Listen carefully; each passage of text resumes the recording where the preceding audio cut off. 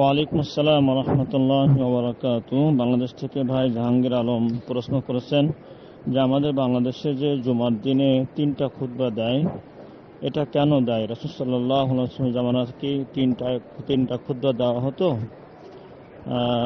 সম্মানিত ভাইকে ধন্যবাদ এই সুন্দর প্রশ্ন উত্থাপনের জন্য। বিসমিল্লাহ ওয়াসসালাতু ওয়াসসালামু আলা রাসূলিল্লাহ ওয়া আলা আলিহি ওয়া সাহবিহি ওয়া মান ওয়ালা।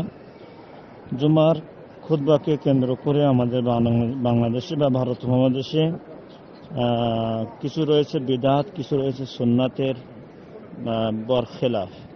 বিদআতের মধ্যে রয়েছে যে প্রথম যে খুতবাটা তারা মেম্বারে বসে বসে যে খুতবাটা দেয় আজানের আগে বা খুতবার আজানের আগে, এটা হচ্ছে একটি নব আবিষ্কৃত সুন্নাতের খেলাফ বিদআত। কেননা রাসূলুল্লাহ সাল্লাল্লাহু আলাইহি ওয়াসাল্লামের জুমার দিনের আমলের মধ্যে, সুন্নাতের মধ্যে এটা নাই। রাসূল সাল্লাল্লাহু আলাইহি ওয়াসাল্লামের জীবদ্দশাও ছিল না। রাসূল সাল্লাল্লাহু আলাইহি ওয়াসাল্লাম তিনি জুমার খুতবা দিতেন মসজিদে নববীতে, এবং রাসূল সাল্লাল্লাহু আলাইহি ওয়াসাল্লাম ইন্তেকালের পরে খোলাফায়ে রাশিদিনের খুতবা দিয়েছেন। তেনাদের আমলে জুমার দিনের কর্মের মধ্যে এই প্রথম খুতবাটা যেটা বসে বসে দেওয়া হয় এটা নাই। ফলে এটা ইসলামের নামে নব আবিষ্কৃত একটি বিদআত। যেহেতু এটা যারা করেন সম্মানিত খতিব সাহেবগণ, তিনারাও এটা সওয়াবের আশায় করেন, যারা বসে বসে শোনে তিনারাও এটা সওয়াবের নিয়তেই বসে শোনে। অতএব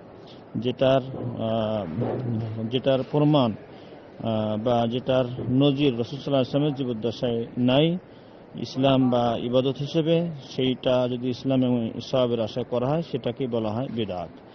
দ্বিতীয়ত, জুমার নামাজের পরে অনেক সময় মিলাদ পড়া হয়, সেখানে তাবারক, সিন্নি, মিষ্টি উপস্থিত করা হয় এবং মিলাদ পড়া হয়। আর মিলাদ যে ধরনের, যে কায়দায়, যে পদ্ধতিতে যা কিছু দিয়ে মিলাদ পড়া হয় সেগুলা রাসূল সাল্লাল্লাহু আলাইহি ওয়াসাল্লাম থেকে বর্ণিত নয়।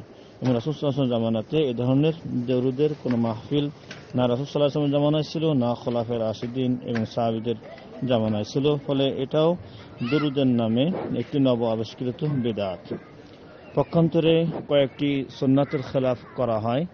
তার মধ্যে একটি হলো যে রাসূল সাল্লাল্লাহু আলাইহি ওয়াসাল্লাম খুতবা দিয়েছেন দাঁড়িয়ে, কিন্তু প্রথম খুতবা যে বিদআতি যে খুতবা তারা দিয়ে থাকে সেটা দেয় বসে। এটা একটা সুন্নাতের খেলাফ, খুতবার সুন্নাতের খেলাফ এটা।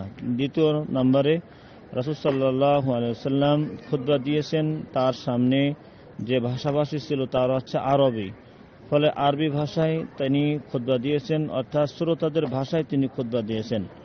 আর এটাও আল্লাহ রাব্বুল আলামিন কোরআনুল কারিমে বলেন, ওমা আরসালনা মিন ক্বাবলিকা মির রাসূলিন ইল্লা বিলিসানি কওমিহি।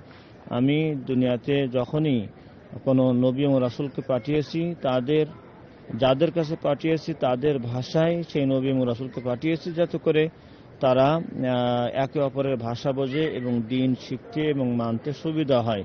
ফলে খুতবার যে উদ্দেশ্য সেটা হচ্ছে মুসলিমদেরকে তাদের দৈনন্দিন জীবনের বিধিবিধান, মাসলা মাসাইল, দ্বীনি জ্ঞান তাদেরকে প্রদান করা খুতবা বা আলোচনা বা ভাষণের মাধ্যমে।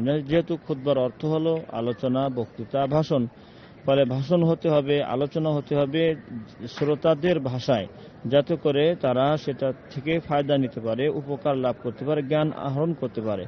তাই খুতবার মাকসাদ বা উদ্দেশ্য হলো শ্রোতাদের ভাষায় খুতবা দিবে, যাতে করে তারা সেটা থেকে দ্বীন শিখে বাকি আগামী সপ্তাহ পর্যন্ত তারা এটাকে নিজেদের জীবনে বাস্তবায়ন করতে পারে, অথবা সারা জীবন তারা এই ইসলামের খুতবায় আলোচিত বিষয়টাকে তারা জীবনে পালন করতে পারে। কিন্তু খুতবা যদি শ্রোতাদের ভিন্ন ভাষায় হয় তাহলে সে দ্বারা খুতবার আসল মাকসাদ পূর্ণ হয় না। অতএব এটাও এক সুন্নাতের খেলাফ। তেমনিভাবে সুন্নাতের খেলাফ 3 নম্বর হচ্ছে যে নবী করিম সাল্লাল্লাহু আলাইহি ওয়াসাল্লাম বলেছেন, ইযা দাখালা আহাদুকুমুল মাসজিদ ফালা ইয়াজলিস হাত্তা ইউসাল্লি রাকাতাইন। যখনই তোমাদের মাঝে কেউ মসজিদে প্রবেশ করে সে যেন 2 রাকাত দুখুল মসজিদ পড়ার আগে না বসে। রাসূল সাল্লাল্লাহু আলাইহি ওয়াসাল্লাম নিষেধ করেছেন। অথচ বাংলাদেশে বসে বিদআতি যে খুতবাটা দেওয়া হয়, এই খুতবা দেওয়ার সময় তাদেরকে মুসাল্লিদেরকে সুন্নাত পড়তে দেওয়া হয় না, বরং লালবাতি জ্বালিয়ে রেড সিগন্যাল দিয়ে রাখা হয়, যাতে করে কেউ এই সুন্নাত আদায় করতে না পারে। এবং পরবর্তীতে তারা একটা সময় দেয় যে সময় তারা এই নামাজ পড়ে। তাহলে রাসূল সাল্লাল্লাহু আলাইহি ওয়াসাল্লাম বসার আগে পড়তে বলেছেন 2 রাকাত।